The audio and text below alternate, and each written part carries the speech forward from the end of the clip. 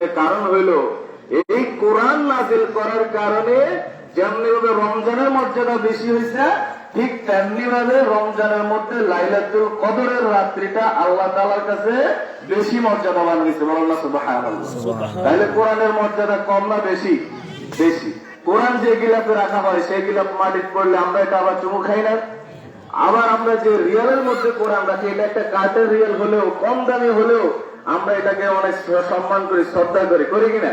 তাহলে বোঝা গেল কোরআন যেখানে থাকে, কোরআন যেখানে রাখা হয়, কোরআন যে রাত্রিতে নাজিল হইল, কোরআন যে মাসে নাজিল হইল, কোরআন যার উপরে নাজিল হইল, সবই পৃথিবীর মধ্যে শ্রেষ্ঠ। বলেন না সুবহানাল্লাহ। তাহলে আল্লাহ তাআলা এই কোরআনের শ্রেষ্ঠত্ব নাজিল করার পিছনে কি কারণ? আল্লাহ তাআলা বলেন, শাহরু রমাদান আল্লাযী উনজিলা ফীহিল কুরআন, আমি এই রমজান মাসে কোরআন নাজিল করেছি, হুদাল লিন-নাস, মানুষের হেদায়েতের জন্য, ওয়া বাইয়িনাতিন মিনাল হুদা ওয়াল ফুরকান, এবং সত্য মিথ্যার পার্থক্য করার জন্য। কি করার জন্য? সত্য এবং মিথ্যার পার্থক্য করার জন্য। এই কোরআনের মধ্যে রয়েছে কোনটা সত্যের পথ, কোনটা মিথ্যার পথ, কোন পথে চললে আল্লাহ খুশি হবে, কোন পথে চললে আল্লাহ নারাজ হবে, কোনটা আল্লাহর আদেশ, কোনটা আল্লাহর নিষেধ, কোনটা রাসূল সাল্লাল্লাহু আলাইহি ওয়াসাল্লামের তরিকা, কোনটা রাসূল সাল্লাল্লাহু আলাইহি ওয়াসাল্লামের তরিকা না, এটা জানার জন্য কিতাব কোনটা? আল কোরআন এবং আল্লাহ রাসূল সাল্লাল্লাহু আলাইহি ওয়াসাল্লামের হাদিস। তাহলে এই কোরআনটা আল্লাহ নাযিল করলেন মানব জাতির হেদায়েতের জন্য। আমরা কি জাতি? আমরা তো মানব জাতি, ঠিক কিনা? তাহলে আমাদের হেদায়েতের জন্য আমরা অনেক সময় ওয়াজ করি যে, হে মুসলমানগণ, ইয়া আইয়ুহাল্লাযীনা আমানু, হে ঈমানদারেরা। তাহলে ঈমানদারের ভিতরে আপনি আছেন কিনা? ঈমানদারের ভিতরে আমি আছি। তাহলে বোঝা গেল আয়াতটা আমার জন্য নাযিল হয়েছে, আপনার জন্য নাযিল হয়েছে। হুদাল লিন-নাস দিয়ে আল্লাহ তাআলা শুধু মুসলিম জাতিকেই বুঝায় নাই, গোটা মানব জাতিকে আল্লাহ তাআলা বুঝাইছে যে এই কোরআনটা আমি মানব জাতির আইডল হিসেবে, মানব জাতির আইডিওলজিক্যাল চেঞ্জের জন্য আমি এই কোরআনটা নাজিল করছি। তোমাকে যে আমি জ্ঞান দিয়েছিলাম, তোমাকে যে আমি বিবেক দিয়েছিলাম, তোমাকে যে আমি চিন্তার শক্তি দিয়েছিলাম, যেটা আমি অন্য কোন জাতি, অন্য কোন প্রাণীকে দেই নাই।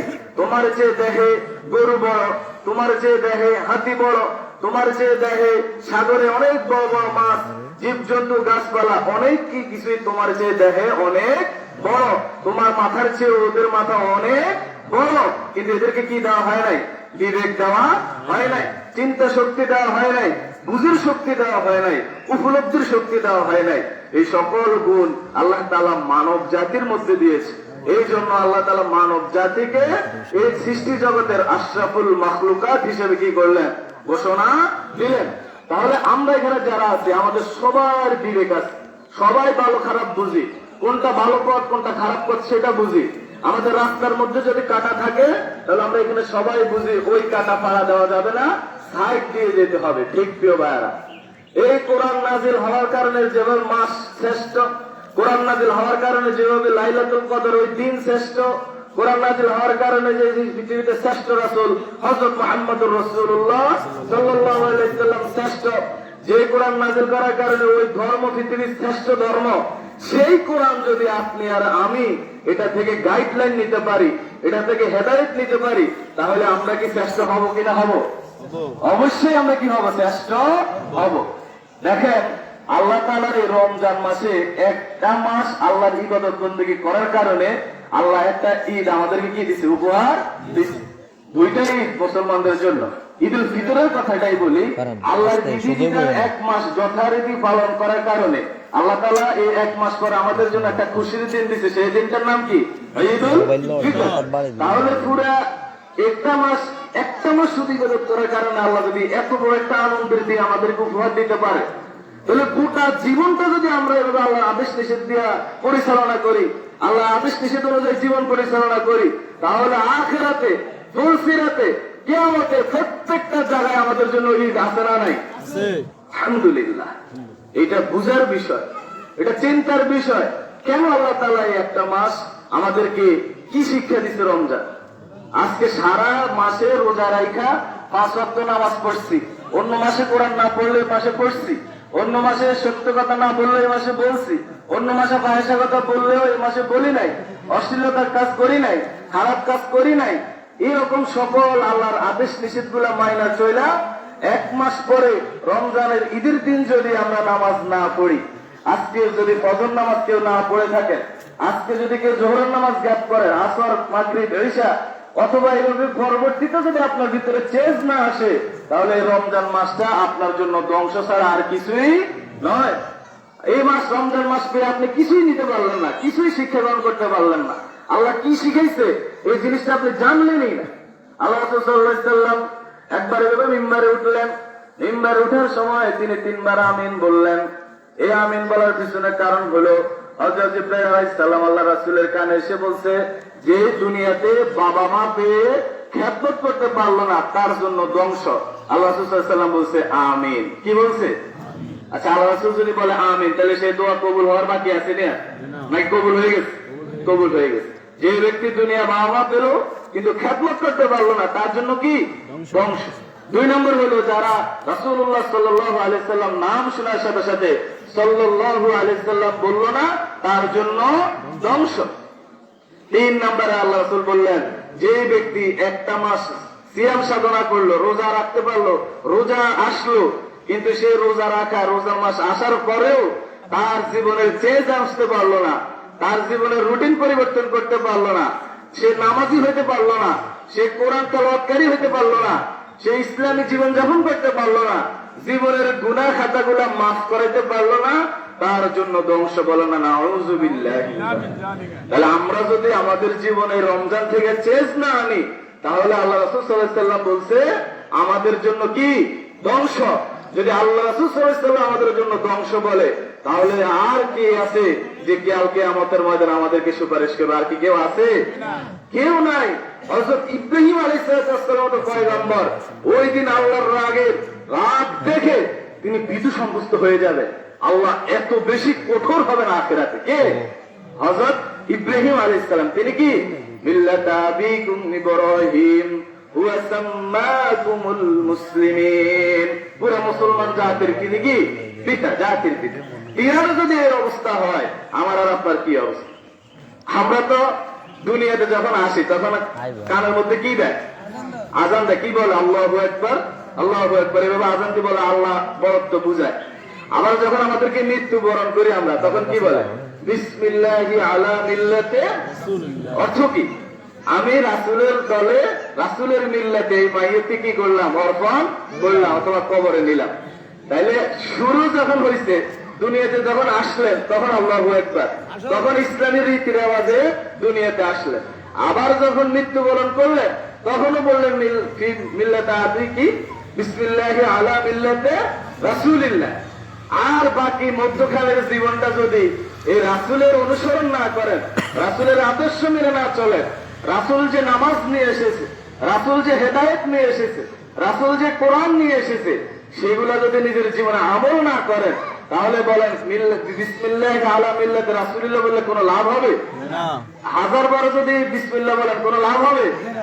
আপনার গোটা জীবনে তো আমল নাই, আপনার গোটা জীবনে তো নামাজ নাই, আপনার গোটা জীবনে তো রোজা নাই, আপনার গোটা জীবনে সত্য কথা নাই, হক হালালি ইনকাম নাই, পরিবার, সমাজে, রাষ্ট্রে আপনি কখনোই ইসলামের পক্ষে ছিলেন না।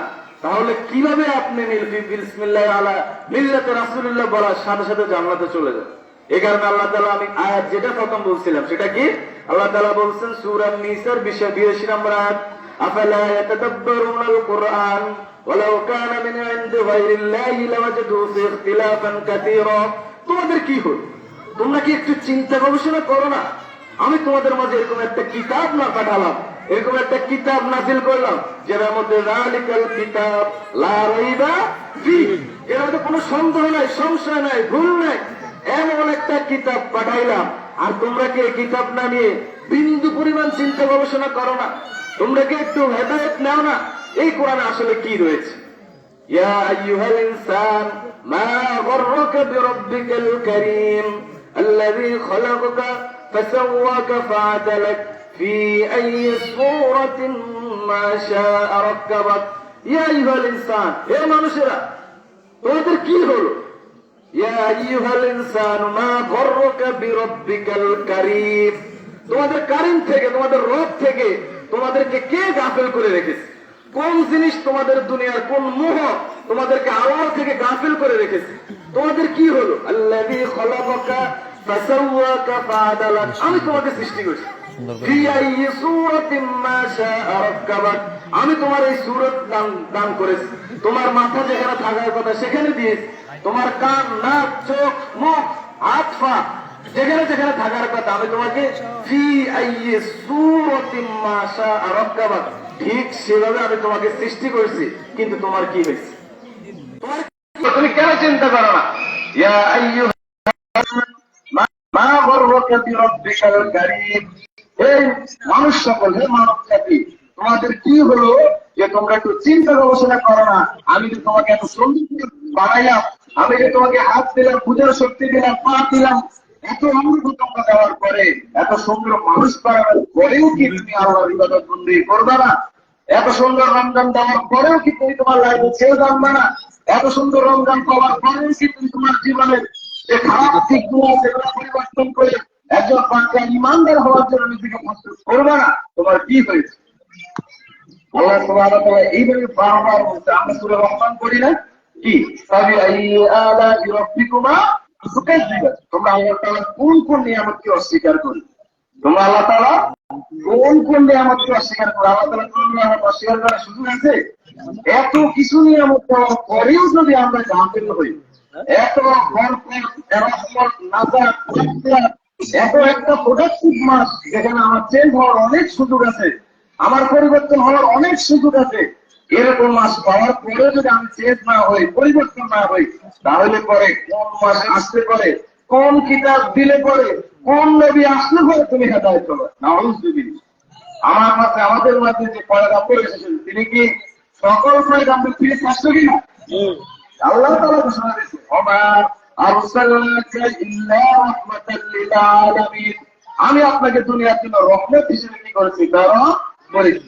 এত রহমতের নবী পাওয়া, এরকম একজন যিনি কালকে আমাদের ময়দানে কোনো সুপারিশ করতে পারবেন। আমাদের আতিথিতে হলেন আদম আলাইহিস সালাম দিয়ে আমরা শুনবো। আজকে আপনি আমাদের মাতান, আপনি ছিলেন আমাদের আতিথিতে। আপনার কারণে আমরা দুনিয়াতে আসছি, যা করার তা করছি।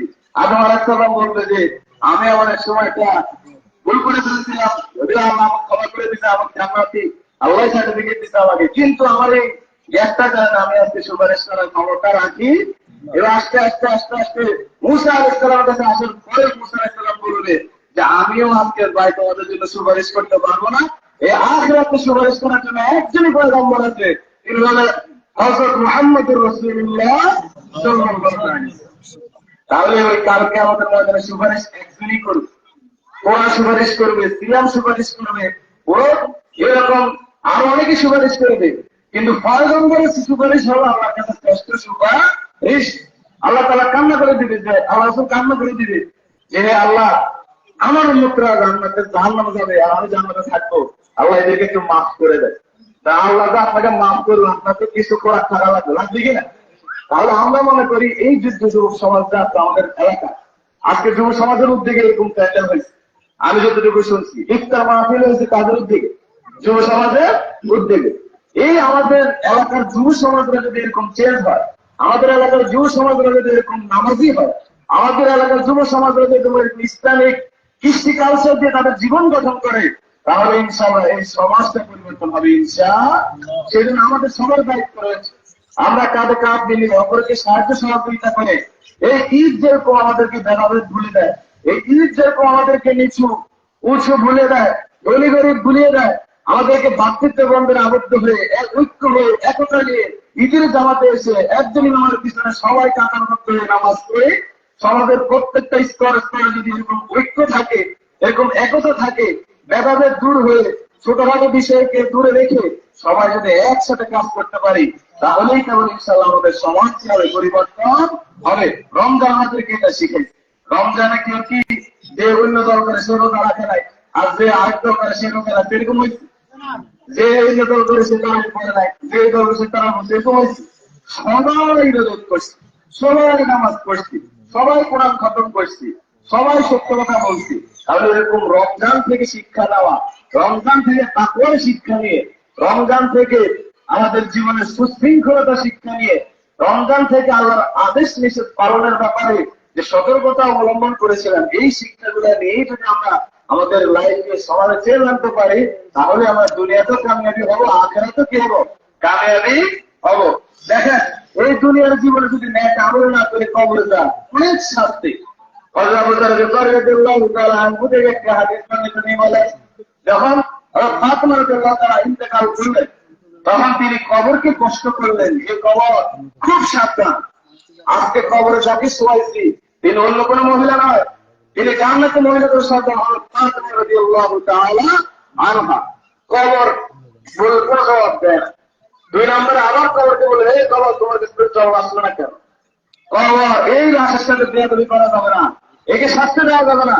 এ হলো জান্নাতের যুবকদের সরকার হাসান হোসেন রাদিয়াল্লাহু তাআলা আনহা আনহার মা। কবর থেকে কোনো জবাব আসে না। আবার বললেন, এ কবর তোমার কিছু জবাব দেবে না কেন?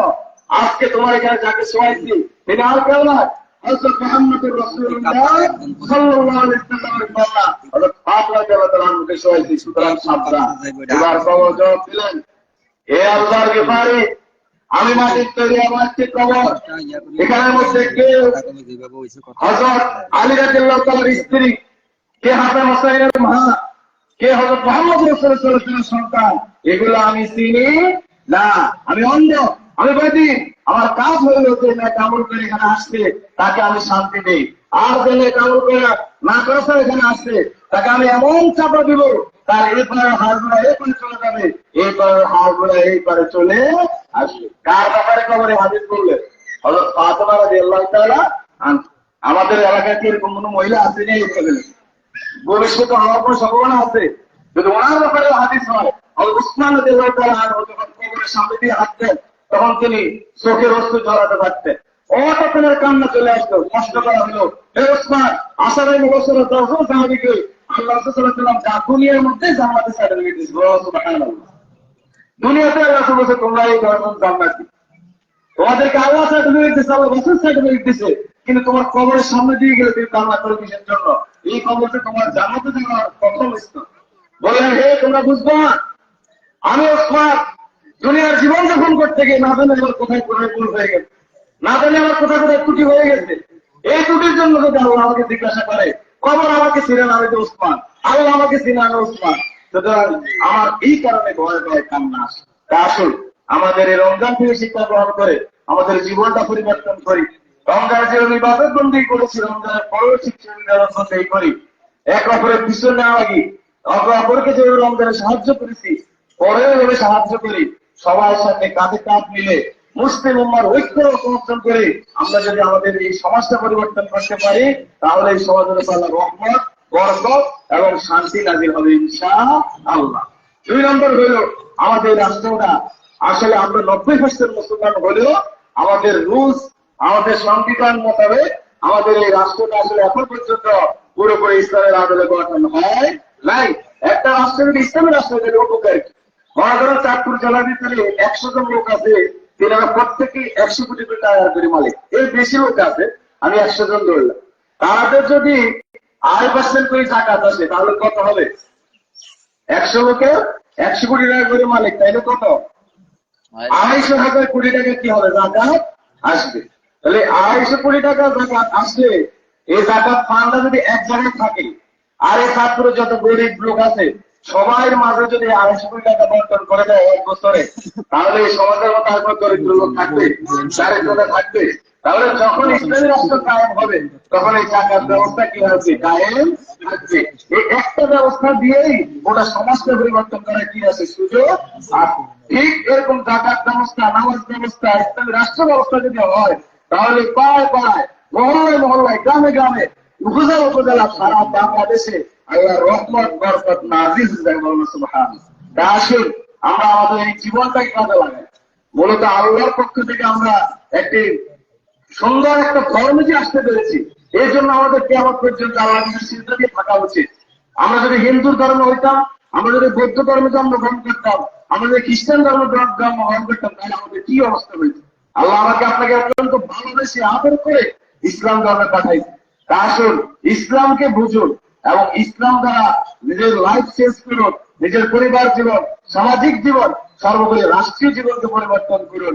আল্লাহ সুবহানাহু ওয়া তাআলা আমাদেরকে তৌফিক দান করুন। আজকে যে আল্লাহ তাআলা অনেক বান্দাদেরকে মাফ করে দিবেন, এই এখান থেকে অনেক বান্দা আজকে মাসুম হয়ে বিদায় নেবে। আল্লাহ আপনার কাছে ফরিয়াদ, আপনার গফফার গফুর নামের উসিলা করে আমাদেরকে মাসুম করে দেন, আমাদের জীবনের সমস্ত আমল কবুল করেন, আমাদের জীবনের সমস্ত গুনাহ খাতা আপনার মাফ করে দেন। আমিন। هذا ما عندي والعلم عند الله عليه توكلت وإليه أنيب والسلام عليكم ورحمة الله وبركاته। সম্মানিত হাজিরিন, এই পর্যায়ে আমাদের সামনে সংক্ষিপ্ত আলোচনায় পেশ করবেন এই এলাকার কৃতি সন্তান শ্রদ্ধাভাজন আলেম হযরত মাওলানা সোহেল আহমেদ সাহেব। হযরত মাওলানা সোহেল আহমেদ সাহেবকে আলোচনা পেশ করার জন্য বিশেষ অনুরোধ করছি।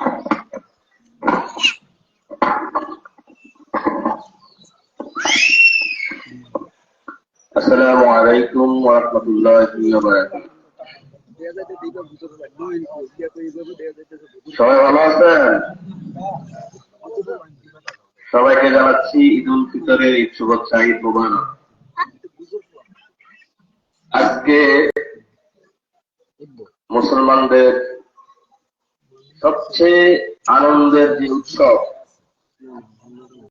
সেই উৎসবগুলোর মধ্যে সর্বোত্তম আনন্দের দিন হচ্ছে আজকে ঈদ উল ফিতরের দিন, ঠিক কিনা? এত আনন্দের দিন কেন এটা? ঈদ উল ফিতরের দিন স্বাভাবিক দিনের মতোই তো। আজকে কিনা সোমবার, স্বাভাবিকভাবে তো আমরা সোমবার প্রতি সপ্তাহে একবার পাই, ঠিক কিনা? প্রতি সপ্তাহ পাই, প্রতি মাসে পাই, প্রতি বছরে পাই। সোমবার একটা দিন আসতেছে যাইতেছে, কিন্তু আজকে ঈদ উল ফিতরের দিন সোমবার হওয়ার কারণে এর গুরুত্ব, এর তাৎপর্য আল্লাহ রাব্বুল আলামিন অনেক গুণে বৃদ্ধি করে দিয়েছেন, ঠিক কিনা? কিসের কারণে? ঈদ উল ফিতরের কারণে। কিসের কারণে? ঈদ উল ফিতরের কারণে।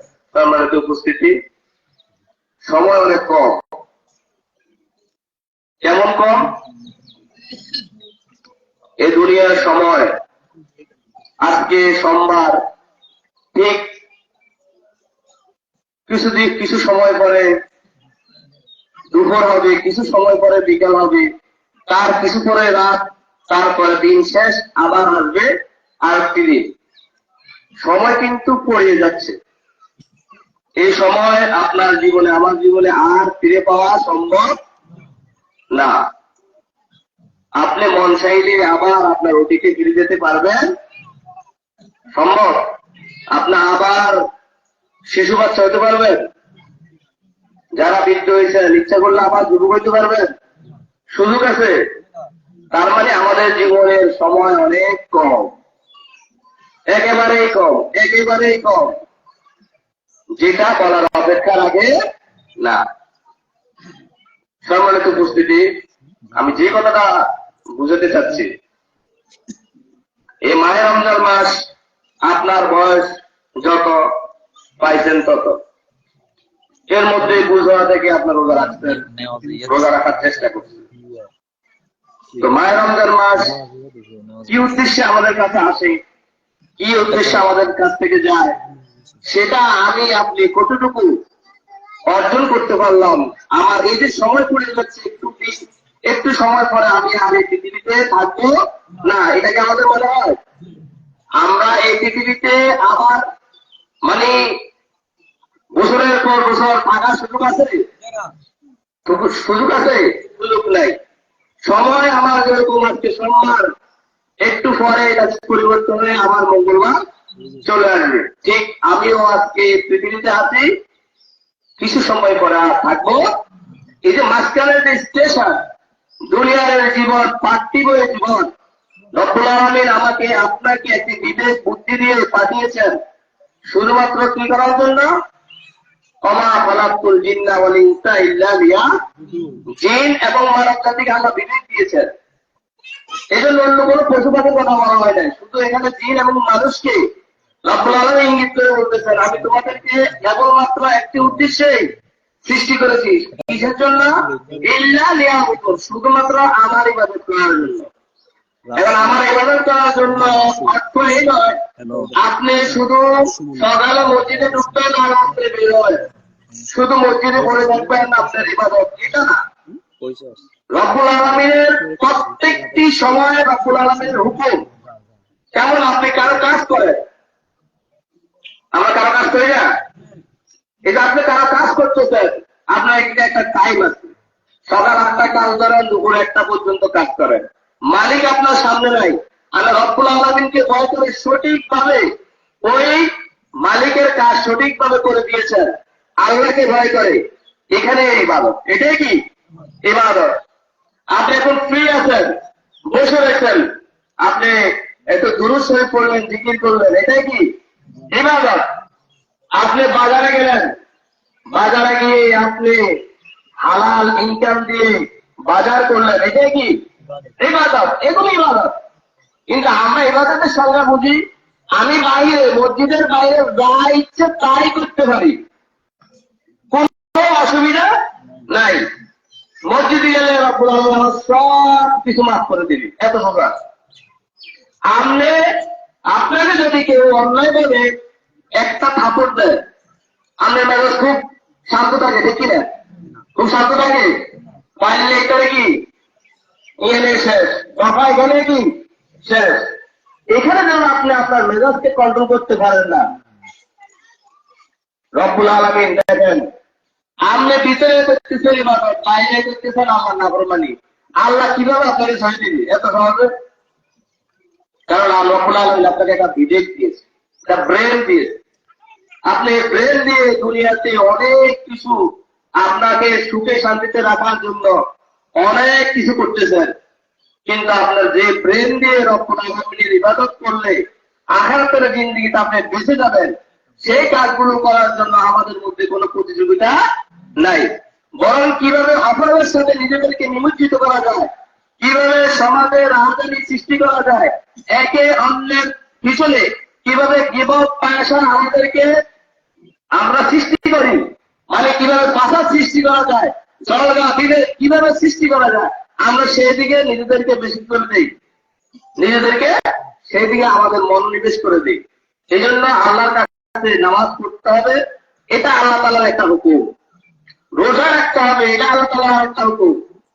হজ করতে হবে, এটা আপনার যাদের উপর শরীয়ত, আপনার এসব পরিবার সম্পদ যাদের মধ্যে আছে তারা হজ করতে হবে, এটা আল্লাহ হুকুম।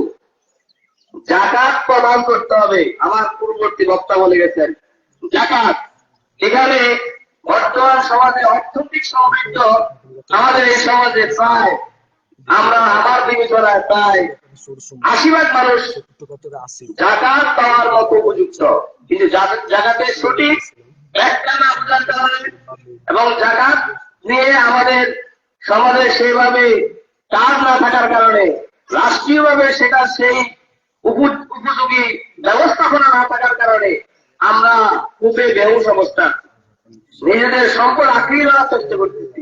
এটা আপনার সম্পদ না, যাকাত প্রদান এটা আপনার সম্পদ না, এটা রব্বুল আলামিন এমন সিস্টেম করে দিয়েছেন যে যাকাত প্রদানের মাধ্যমে আপনি আপনার সম্পদকে পরিষ্কার করলেন। আপনি এটাকে কি করলেন? আপনার সম্পদকে কি করলেন? পরিষ্কার করলেন। আপনার গায়ে ময়লা কি করেন? ঠিক যাকাত আপনার অতিরিক্ত সম্পদটা বন্টন করে দেওয়ার মধ্যে দিয়ে আপনি আপনার সম্পদটাকে কি করলেন? পরিষ্কার করলেন। যেভাবে আপনি আপনার গায়ে ময়লা লাগলে আপনি কি করেন? ময়লাযুক্ত জামা গায়ে নিয়ে আপনি বাজার বিভিন্ন জায়গায় যান, পরিষ্কার করেন। প্রিয় উপস্থিতি, এই জন্য আজকে আমরা আমাদের এই ধর্মীয় কাজগুলো আমরা সবাই জানি, ওয়াজের ব্যাপারে সবাই খুবই পটু। বর্তমান যারা আলেম ওলামা ব্যর্থ, একেবারে ব্যর্থ, কারণ তাদের এলেম অর্জনের কোন গুরুত্বই সমাজের মানুষের কাছে নাই। কি জন্য নাই? আমরা গীবত চর্চায় নিজেদেরকে খুব বেশি এখন পারদর্শী। গীবত করবেন না। গীবত করা হচ্ছে আপন ভাইয়ের, আপন মৃত ব্যক্তি ভাইয়ের গোস্ত খাওয়া যেভাবে আপনার পছন্দ করে, গীবত করা ঠিক হচ্ছে মারাত্মক অপরাধ। এটা থেকে নিজেদেরকে বিরত রাখবেন। আপনি কি আপনার আপন মৃত ভাইয়ের গোস্ত খাইতে পছন্দ করবেন? করবেন না। আরে মেয়া, যদি আমরা জানেন যে গরুটা মরা গরু জমা করে আনি বাজারে ওটাই দাম দিয়ে বস্তু নেবেন, জানি খাবেন না। বরং ওই পয়সাকে কি করবেন? মারার জন্য আপনারা মানে সবাই সম্মিলিত ভাবে কাজ করবেন। সম্মানিত উপস্থিতি, খুবই মারাত্মক। এগুলো চেষ্টা করবেন পড়ার জন্য, বোঝার জন্য। শুধু ভাষাগত জ্ঞান দিয়ে একজনের সমালোচনা করবেন না। আপনি নিজেকে মনে রাখবেন, আমি খুব কম জানি, খুব কম জানি, খুব কম জানি।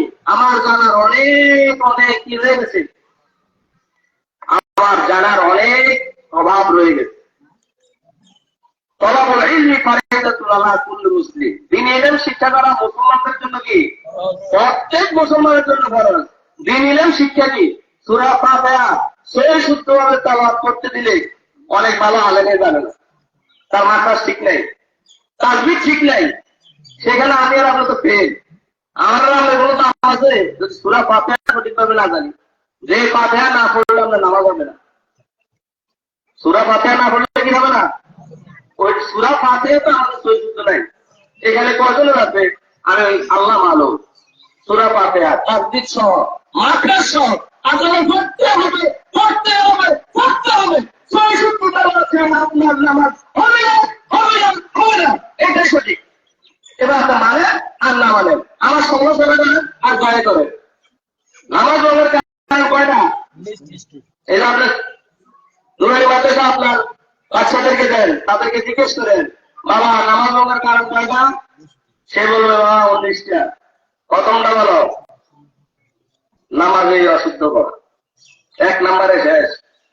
1 নম্বরে কি শেষ? নামাজে আর বাকি করার দরকার নাই। বাকি বহুত 19টার মধ্যে 18টা বলানো করার দরকার নাই, একটা করেন। নামাজ ভঙ্গের কারণ 19টা, এর মধ্যে 5টা হলো নামাজে অশুদ্ধ করা। বাহাদুর দেখানোর সুযোগ নেই ভাই। আপনার সম্পদ হয়ে যাবে, আপনার সাথে যাবে না। যাবে? যাওয়ার সুযোগ আছে? মান্ডি টাকা দিয়ে দিব আর আপনি সহযোগ করবেন ফেসবুকের সাথে, সুযোগ আছে? টাকা দিবে, কোনো কাজ হবে না। সেখানে আপনার আমল আপনাকে বাঁচাবে, আপনার কাজ আপনাকে বাঁচাবে। আপনি এখন যেভাবে কাজ করবেন ঠিক তার রেজাল্ট ফলাফল আখেরাতে পেয়ে যাবে। এই জন্য সম্মানিত উপস্থিতি, আজকে আমরা পশ্চিমবঙ্গটা গর্ব আমাদের যুবক ভাইদের এগিয়ে আসার কারণে, যুবকদের মধ্যে যে একটা সম্মিলিত আন্তরিকতা আমি দেখতেছি। আজকে যদি তাদের এই মনোবল, এই সম্পর্কটা আরো অটুট হয়, আরো উচ্চ হয়, আমার বিশ্বাস আজকে তারা যে কাজগুলো করছে, এই কাজগুলোতে আমাদের আরো সমর্থন থাকলে, আমাদের আরো তাদের সাথে আমাদের সহযোগিতা থাকলে, ইনশাআল্লাহ তাদের সাথে তাদের ভুল বুঝাবুঝি হইতে পারে, তাদের মনের মধ্যে যে দূরত্ব থাকতে পারে, তারা ছোট, তাদের অনেক কিছু গ্যাপ আছে, যে গ্যাপটা ধরাই দিয়ে তাদের মধ্যে ঐক্য স্থাপন করে কিভাবে সমাজকে এগিয়ে নিয়ে যাবে। আমি সময় দিতে হচ্ছে, আপনি সময় দিতে পারতেছেন না, কিন্তু তারা সময় দিতেছে নিঃস্বার্থ হবে। তাদের কাজকে আমরা কিভাবে এগিয়ে নিয়ে যাবো, তাদেরকে কিভাবে আরো পরামর্শ দিব, তাদের সাথে ঐক্য কিভাবে আরো গড়ে দিব, সে আশাবাদ রেখে তাদের সাথে আমরা আমাদের যোগাযোগকে আরো বাড়িয়ে দিব। তাদেরকে সর্বোচ্চ সহযোগিতা দিয়ে এই সমাজকে পরিবর্তন করার জন্য আমরা সকলে চেষ্টা করব। নিজেদের যে ত্রুটিগুলো আছে, ত্রুটিকে নিজেদেরকে হেফাজত করার চেষ্টা করবো। আখেরাত ছাড়া আমার আর কোনো গন্তব্য নাই। এটাকে খুশি করে, এটাকে মাথায় নিয়ে আমি আমার যে ত্রুটিগুলো আছে আমার লাইফে, সেই ত্রুটিগুলো থেকে আমি আমাদেরকে বাঁচানোর জন্য চেষ্টা করবো। রব্বুল আলামিনের কাছে সেই তৌফিক কামনা করে আমার অবশ্যই বক্তব্যগুলো এখানে শেষ করলাম। আমার কথা যদি কেউ কষ্ট হয়ে থাকেন, আমি আন্তরিকভাবে ক্ষমা চেয়ে দিচ্ছি। আমি আসলে আমার স্বার্থের জন্য কথা বলি নাই, আমি আমার সম্মিলিত রব্বুল আলামিনের মেসেজগুলো দেওয়ার চেষ্টা করছি। আল্লাহ রব্বুল আলামিন আমাদের এক আমলগুলো কবুল করে নিয়ে আমরা যে মায়ের রমজান মাসে যে আমলগুলো করেছি, আল্লাহ তাআলা তাদের আমলের বিনিময়ে আমাদের সকলকে মাফ করে দেয়। রব্বুল আলামিনের কাছে সে তৌফিক কামনা করে আমি আমার কথা এখানে শেষ করলাম। ওয়া মা তাওফিক ইল্লা বিল্লাহ। আসসালামু আলাইকুম ওয়া রাহমাতুল্লাহ।